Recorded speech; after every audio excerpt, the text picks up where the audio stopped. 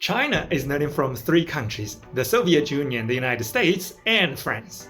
Of course, none of them are easy, but there's a clear sequence. From the Soviet Union, China learns how not to be beaten.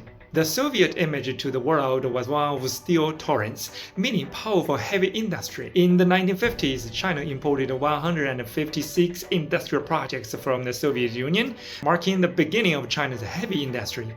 The main goal was to ensure China would never again be bullied. But the light industry tied to people's daily lives remained very underdeveloped. From the United States, China learns how not to starve. Starting in the 1970s, China brought in $5.14 billion worth of 26 major industrial projects from the United States, including agriculture and energy. The main goal then was to make sure Chinese people would no longer go hungry. Beyond that, America still had much worth learning in technology and industry. To this day, China still lags behind the United States in a few areas: semiconductors, aerospace, pharmaceuticals, finance, and software. But in most fields, the gap has already narrowed or even surpassed. And since we've caught up before, catching up completely isn't a real worry for us. From France, China learns how not to be scolded. This is a different kind of challenge. France sells stories, styles, and finishes. Think about Chanel, Hermès, Louis Vuitton, etc. They are not just selling bags, but design, storytelling, and brand identity. Ironically, much of their production is done in China.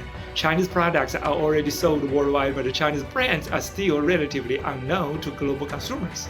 And even good brands emerge like Huawei, DJI, BYD. Countries led by the United States ban them. Western governments play double standards here.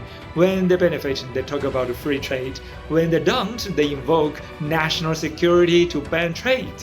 As long as China lacks enough natural brands worldwide, it will keep getting criticized internationally, because the rivals will literally pay to smear it. In theory, French brands shouldn't be that competitive. Manufacturing them isn't that difficult.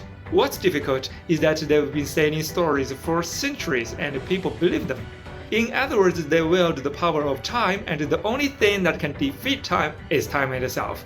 So, live well, my friend, and let's all witness history unfold together. Follow me, an Eastern perspective, to see the world.